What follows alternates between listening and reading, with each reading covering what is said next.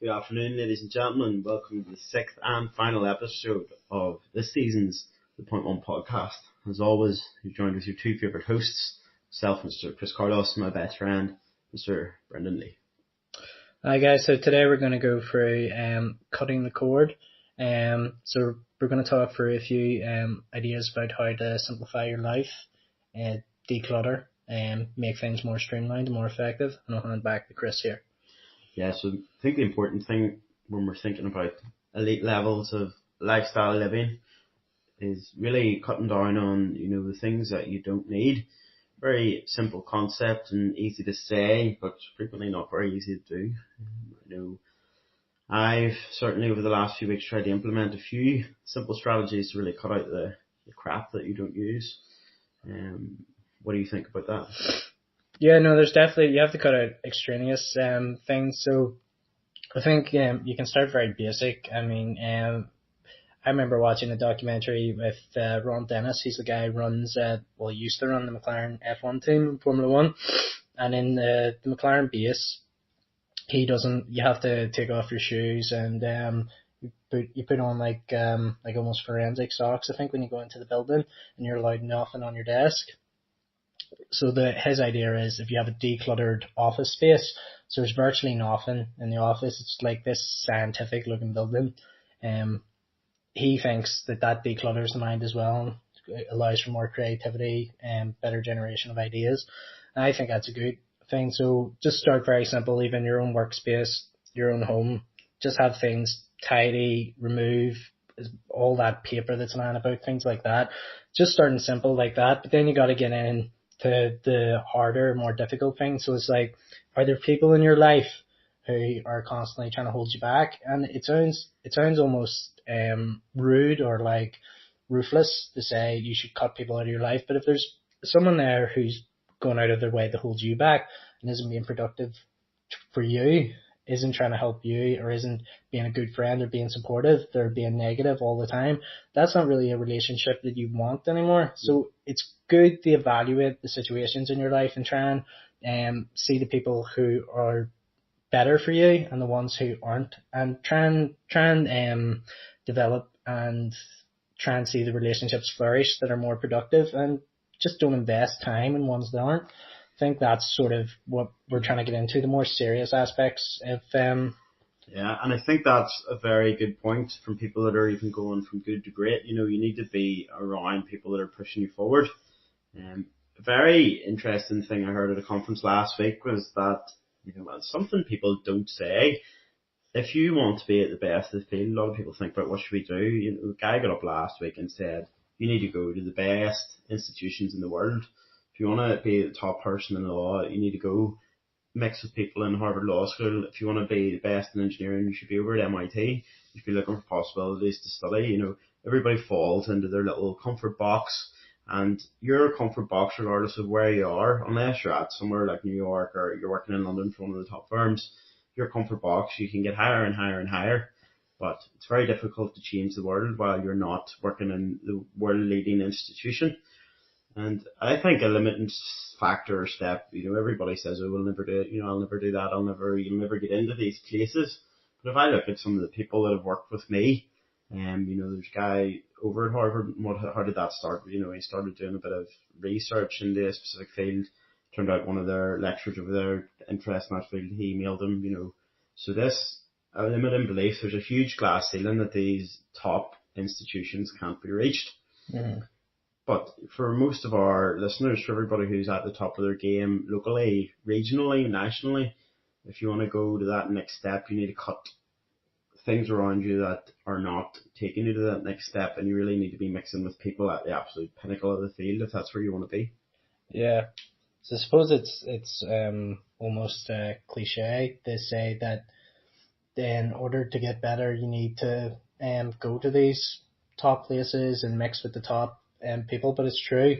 And this idea of cutting the cord, that's probably the best example, is this thing of don't be afraid to leave home, don't be afraid to leave that place where you're most comfortable, and stretch yourself.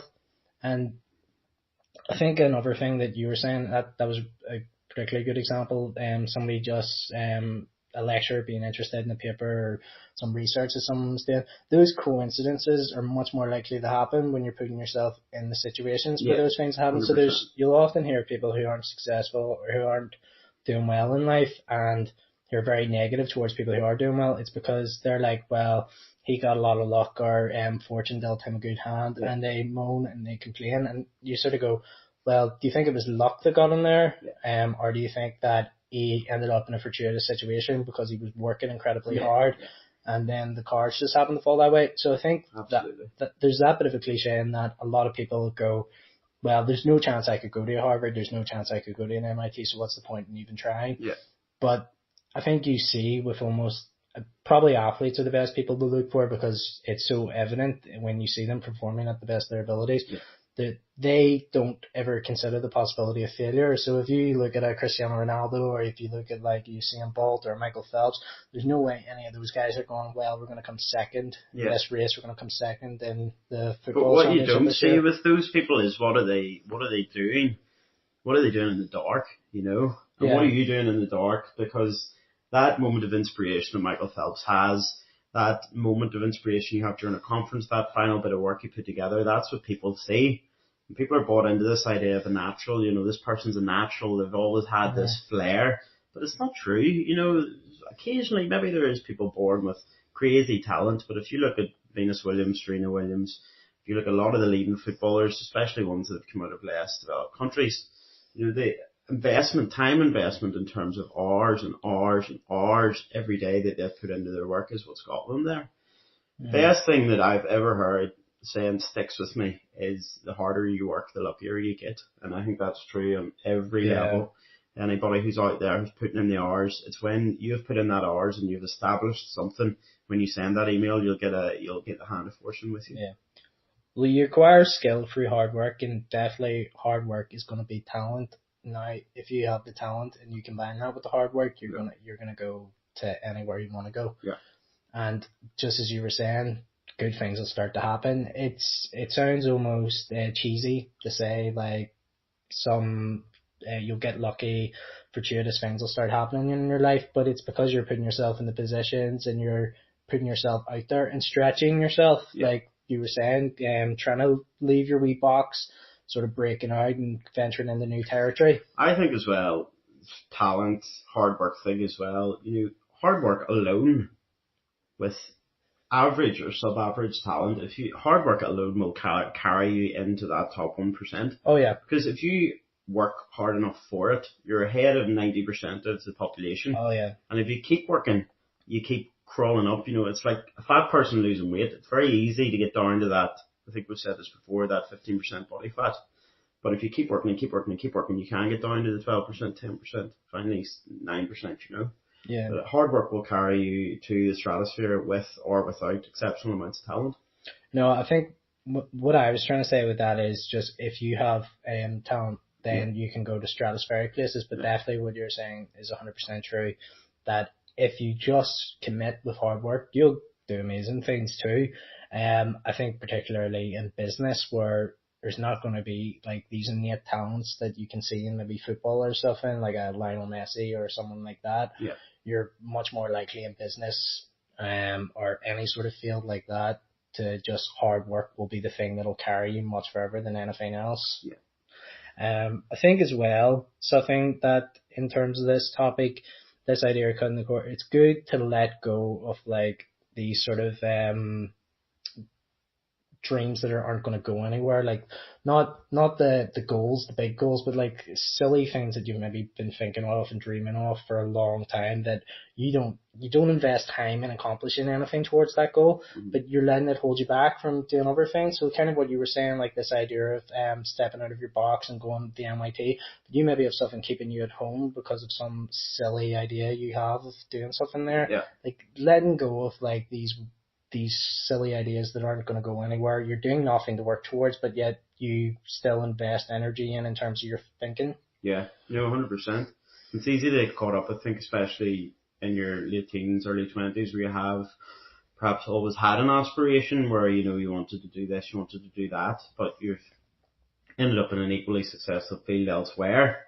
but there's always something in your head saying, well, maybe I should have done that, maybe I should have been going back to do this, should have been going back to do that, you know. And you're right. I think mid-20s, late-20s, this is it. This is the time where you have to make it work. And if you find yourself in a position where you're successful and you have a career and you have an opportunity in front of you, you have to go hell for leather for it. Sometimes doing that is totally extricating yourself from the situation into something else. But whenever you've decided what you're going to do, 100% commitment, buy into it, sink your teeth into it and get it done. And don't be deciding, you know, this is what I should have been doing, this is what I could have been doing. Yeah. Do what you're going to do and that's it. Yeah, because sort of the idea that I would be thinking of is like somebody has this romantic notion of them when they were younger, they're like, I wanted to be a writer. Yeah. Something like that. Mm-hmm. And something that you may well, but if you want to be a writer, then you go 100% for it and you work towards it. But don't let it hold you back or restrain you from pursuing the actual thing that you're doing now. Yeah. Do that 100%. So I think you need to declutter your life in that way. You need to take out these things, almost have like a don't list, like stuff that you know you're never going to do. Don't worry about it. It's put off to the side and focus on the things that have to be done. Yeah. I think certain careers, like sports as well, it's easier because the path's written for you. You know, you've, say, professional sports star, you've got European championships, American championships, Olympics, whatever coming up. Most careers in business, pharmaceuticals, technology, medicine, whatever you end up in, the career isn't just as well defined. The options out there, in some ways, they're not as direct, and there's more opportunity for what your true goals are for them to become diluted. Yeah, I think that's almost why you see a lot of sports stars when they retire. They all talk about like this feeling of not knowing what to do, what's the next step, because their entire life, I mean this in the nicest possible way, and I'm not suggesting that they are, but it's almost like they've had like a childlike mentality their entire life, because it's been like, you do X, Y will happen, then you do Y, Z will happen. It's been very easy for them, all these wee steps. Whereas when they've went outside that bubble, it's been like, what do I do? I'm stepping into the real world. Whereas everyone else who's been in a professional world has had that for their entire lives. It's not this easy system necessarily. It's all these different paths that they could take and all these complicated decisions that have to be made. And I think that the easiest thing for you to do is streamline your own decision making and be like, set yourself your own goal, set yourself your own ABC of what you want to accomplish. So if that's in business, I want to be a manager by this stage, and I want to be a senior manager, then I want to be the partner, etc. So I think that's a fairly succinct summary of where we're getting to. You know, cut out time wasting things you do in your life. 2 billion seconds takes you up to 63 years, roughly, which is the approximate professional, efficient bit of your time that you'll have to accomplish something huge. You know, so don't waste those seconds. Delete your social media, you know, stop looking at these time wasting apps, get off Reddit, do something with your seconds. And I think that's a nice way to end these 6 episodes. What we really hope we've brought you is points that you can apply directly in your day-to-day life, your business, your work, professional and personal life. We've been discussing the next season. We'd like some feedback on this season, of course, but the next season we're going to delve a bit deeper into the actual core topics underlying practical advice we give you. So we're going to look a bit more at the psychology underlying the successful points and the structure that we've hopefully given you through these last 6 podcasts.